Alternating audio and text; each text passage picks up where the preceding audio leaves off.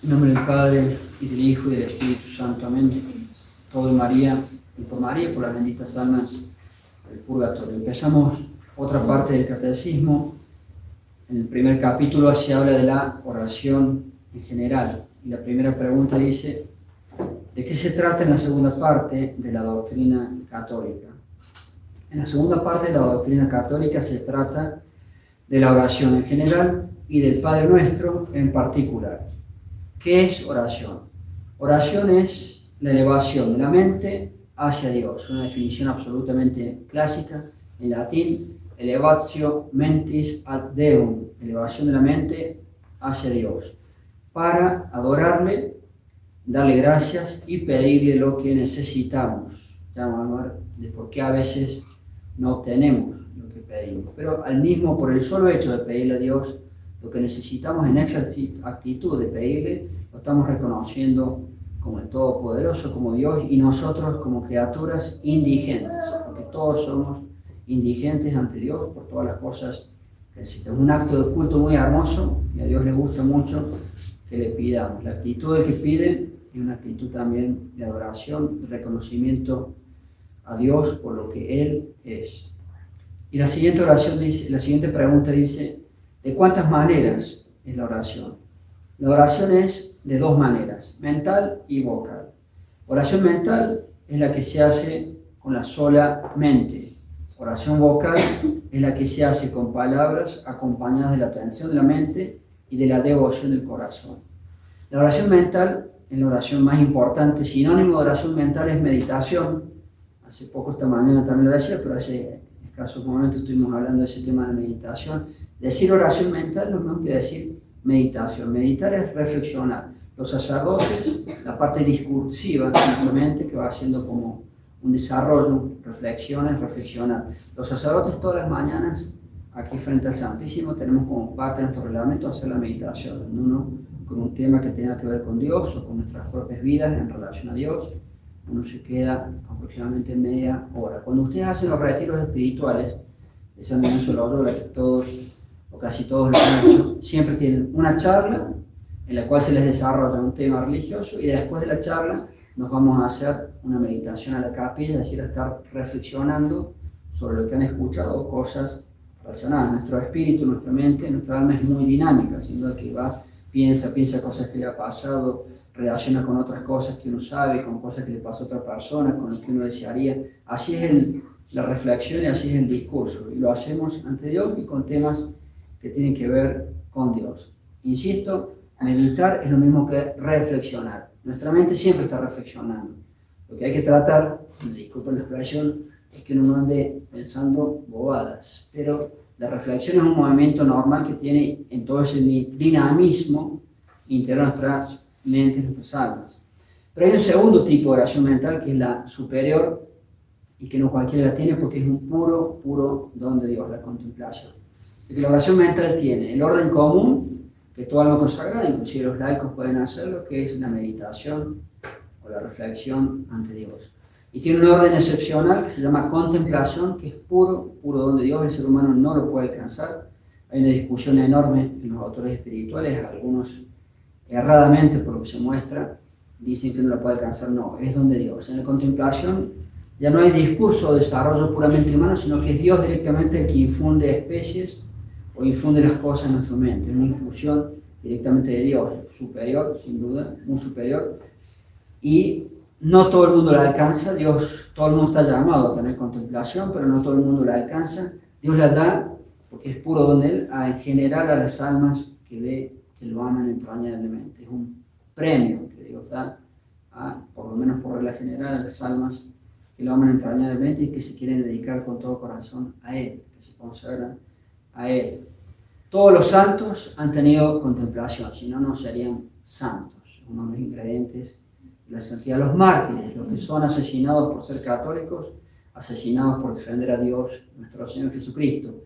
Hace poco escuchábamos a un padre amigo reflexionando y él decía que cree que los mártires, pocos instantes antes de ser asesinados, ajusticiados, matados, Dios tal vez les dé unos minutos, unos breves momentos de contemplación, porque esa forma de afrontar el martirio, ser muertos por Cristo y por su catolicismo, parecería que pide esa contemplación. El martirio es la acción máxima de la virtud de la fortaleza, la máxima acción de la virtud de la fortaleza. Tal vez los mártires, pocos instantes antes de dar la vida, tengan de Dios una contemplación que les reafirme en su deseo de defender a Cristo y dar la vida por Él. Sigamos adelante. Hay otras maneras de oración. Hay otras maneras de oración, saber, privada y pública. ¿Qué es oración privada? Oración privada es la que uno hace en particular, para sí o para otros. Es muy importante, importantísimo pedir por otros. Pedir por otros. Es una de las obras de misericordia, rezar por vivos y difuntos, pedir por otros. Y es oración privada la que uno hace así. Ya vamos a decir unas palabras más. ¿Qué es oración pública en relación con esta? La escuchen. Oración pública es la que se hace por los sagrados ministros, los sacerdotes, a nombre de la Iglesia y por la salvación del pueblo fiel. La oración pública es la oración oficial de la Santa Iglesia Católica. Está hecha por los ministros sagrados y en nombre de la Iglesia. Si un sacerdote está sentado allí en el banco y está rezando alguna oración, o sea, el Sagrado Corazón de Jesús, pongamos que a él le gusta. Como él es ministro sagrado, ¿esa oración qué es? ¿Privada o pública? Es privada, porque por más de que él sea un ministro sagrado, lo está haciendo a título personal. Tiene que estar los dos ingredientes. Ser ministro sagrado y hacerlo en nombre de la Iglesia. ¿Cuáles son las dos oraciones más ejemplificativas de la oración pública de la Iglesia? La Santa Misa, ahí tienen ministro sagrado y rezándola a nombre de la Iglesia Católica, y el breviario. El breviario que rezamos todos los días los sacerdotes es oración pública. Pero si un sacerdote reza sus oraciones de devoción que a él le gustan, por más que sea ministro sagrado, como eso no lo hace a nombre de la Iglesia, sino a nombre propio, es oración privada. Oración privada. Y si ustedes rezan una novena, acá en la capilla, y la rezan en voz alta, ¿es oración pública o oración privada? Es oración privada, por más que se haga en voz alta, porque no está hecha ni por un ministro sagrado, ni en nombre de la Iglesia Católica. Cualquier ser humano puede, está muy bien rezar una novena, pero no es de las oraciones oficiales de la Iglesia, son las devociones privadas de los fieles. Pero hay otra clasificación más amplia y no estricta que sí hace alusión a lo que decíamos. También se puede decir en sentido amplio, si yo rezo en voz alta, el rosario acá, lo estoy rezando públicamente, sí, pero no es oración pública en la estrictez del sentido oficial. Es oración pública que se hace en voz alta, pero no tiene el carácter de oficial. De la Iglesia Católica son muy buenas también, pero la oficialidad es la que le da el carácter público. Por ejemplo, cuando la Iglesia Católica manda las rogativas 4 veces al año, las oraciones para pedir ayuda, las oraciones públicas para pedir ayuda a Dios, esa sí también es oración pública de la Iglesia Católica. Sigamos adelante. Puede llamarse, la siguiente pregunta, 260. ¿En qué se funda la esperanza de obtener de Dios, por medio de la oración, los auxilios y gracias que necesitamos? ¿En qué se funda que todo hijo de Dios, todo católico, tiene esperanza de que Dios lo escucha y de que puede obtener lo que le está pidiendo a través de la oración? La esperanza, muy importante esta respuesta y con eso terminamos. La esperanza de obtener de Dios, por medio de la oración, las gracias que necesitamos, se funda en la promesa de Dios omnipotente, misericordioso y fidelísimo. El ser humano puede exigirle algo a Dios. Por supuesto que no. Él es todo y yo soy nada. Dios no me debe nada. Dios no le debe nada al ser humano. Entonces, ¿por qué, si Él no nos debe nada, por qué un ser humano puede tener esperanza que si le reza a Dios va a ser escuchado? Porque Dios mismo se ha comprometido en que Él nos va a escuchar. Él se ha, si me permiten la expresión, autoobligado, y Él se ha comprometido a escucharnos, pero Él no nos debe nada. En la estrictez, Él podría no darnos, pero Él se ha obligado y es fidelísimo, es fiel a su palabra en que nos va a escuchar. Dios se ha comprometido libremente a escucharnos y por eso nos da tantas veces las gracias que necesitamos. ¿Y qué nos da y qué no nos da? Bueno, antes agrego que también se funden los merecimientos de Dios, nuestro Señor Jesucristo, la esperanza de ser escuchado. Dios, Jesucristo padeció todas esas cosas en la cruz, también en nombre nuestro para que seamos escuchados por Dios Padre. Pero ¿qué se funda? Que a veces obtenemos cosas y a veces no obtenemos cosas. ¿Cómo funciona eso, Padre? Las gracias que necesitamos. El alma o las cosas espirituales, las que uno necesita para uno mismo, siempre Dios las escucha. Señor, quiero cambiar, ayúdame a mejorar un poquito y un poquito mejor. De acuerdo a mis disposiciones interiores. A veces pido, pero no estoy en las mejores disposiciones. A veces pido sin devoción. A veces pido mecánicamente. Pero lo que uno pide para sí, para avanzar en el alma o en las cosas espirituales, si lo pide con las debidas disposiciones, obtiene. Para uno, siempre obtiene. Tal vez no obtenga todo y Dios quiere probarnos y ir dándonos de a poquito, pero uno siempre obtiene. Pero Padre, yo rezo por mi esposo para que deje de ser un pagano y sea un católico y no pasa nada. Llevo rezando años y años. Cuando uno reza por otro, para que sea un católico de verdad, para que sea de verdad de Dios, Dios siempre otorga lo que uno pide. Pero muchísimas veces el obstáculo para que eso no funcione lo pone el otro. Yo rezo por mi esposo, para que deje de ser un pagano y sea católico de verdad. Sí, y no pasa nada, sí, porque mi esposo no está interesado.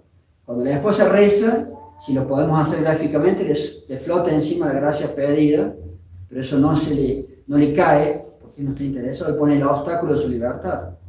Cuando uno reza por otro, tristemente, el otro sí puede poner obstáculos a la oración en la cual uno pide. De cualquier manera hay que seguir pidiendo y seguir pidiendo, seguir pidiendo, y uno al día a veces se quiebra esa voluntad y esa libertad contra Dios y se convierte. También, si no, San Agustín, los años y años que le costó a su madre Santa Mónica, y después lo terminó convirtiendo tanto rezar, y también convertido, que fue San Agustín. Entonces, cuando uno reza por otro, el otro, uno obtiene lo que pide, pero el otro puede estar poniendo un obstáculo, no está interesado en cambiar. Bueno, como que le queda aquí la gracia pedida y no le cae. ¿Y qué pasa, Padre, cuando yo pido porque quiero hacer una buena obra y no resulta? Bienvenida a la vida de los sacerdotes. No nos resulta casi nada. ¿Por qué? Porque muchas veces depende de otras personas y a veces aún si depende de nosotros. Al ser obras externas, Dios a veces pone trabas porque pueden estar movidas por voluntad propia, las miles de imperfecciones que tenemos. Voluntad propia o porque Dios quiere probarnos con contradicciones, contraevoluciones, con cosas que no resultan, con contratiempos para la santidad personal. Pues cuando uno quiere hacer obras buenas y le pide a Dios que le ayuden para que se puedan realizar, a veces no se realizan. Bueno, el que sabe es Él. Las cosas interiores para avanzar en ser un buen hijo de Dios, para avanzar en ser un buen católico, Dios siempre las otorga. Si yo las pido con humildad, si yo las pido de todo corazón, Dios las otorga. Y tal vez no avanzo muchísimo, pero un poco avanzo y Dios va dando, de acuerdo a las disposiciones. Otro tema, y terminamos con eso. Padre, las cosas terrenales, sí. Dios muchísimas veces nos las da. Si bastara que uno pidiera algo y ya lo otorga Dios, perdería el carácter de cruz esta vida terrenal. Esta vida terrenal, por causa del pecado, Él murió así. Yo no puedo llevar una vida cómoda. Padre, rezo para tener trabajo y sigo sin trabajo.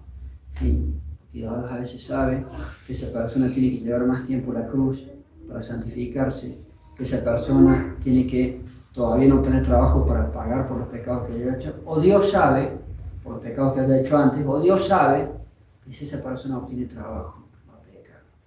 Y realmente, ¿cómo es Dios? Voy a decir algo muy triste, pero muy real. ¿Cómo es Dios que soporta tanto insulto de sus criaturas contra Él? ¿Cuántas veces uno se entera? Una persona X que está rezando por obtener trabajo, y que llora, que no tengo. Dios le dio trabajo, ahora peca. Antes no tenía plata, a veces para pecar hace plata, ahora que tengo trabajo, a pecar. A ir a ciertos lugares, a hacer ciertos programas, a comprar ciertas cosas.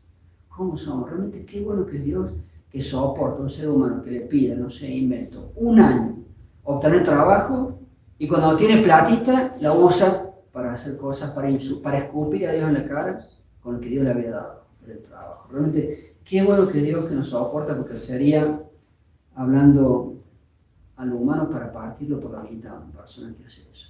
Le piden trabajo, y cuando obtienen trabajo, ahora peca, porque ahora tengo plata.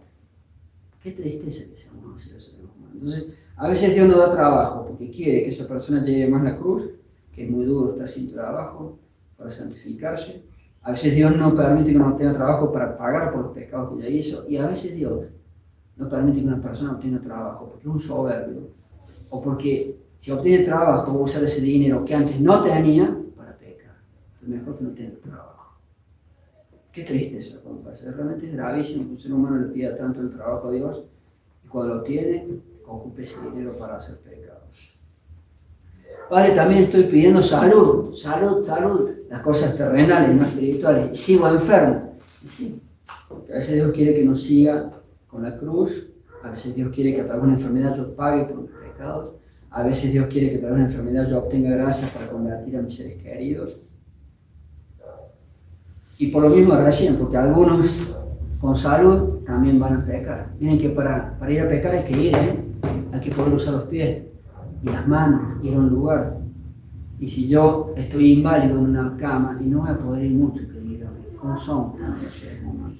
Padre, estoy rezando a Dios para no morirme, los médicos me dijeron que ya no hay caso, que máximo en un mes me muero. Y sí, toca la muerte. Y Dios a veces nos otorga que uno pueda evitar la muerte porque ya es el momento de pasar otra vida y rendir juicio, y dar el juicio. Y también por la cruz, y también para pagar los pecados. Y también porque en algunos seres humanos, tal vez, que siguen viviendo va a ser para que se condenen, porque así somos. Usamos tan mal los dones de Dios. Hay un caso famoso, dos, no me acuerdo todos los detalles, rezaba un ciego, y termino con eso, rezaba un ciego creo que en la tumba de, no sé si era Santo Tomás de Cantorbe, para recuperar la vista. Obtuvo la vista, el milagro. Y después, ese mismo ciego pensó, ahora que tengo vista, ¿qué tal si la uso mal para hacer pecados y para condenar? Entonces se quedó ahí en la tumba del santo, estaba rezando en la tumba del santo y le dijo, Señor, si yo voy a usar mal la vista, que vuelva a ser ciego. Y volvió a ser ciego.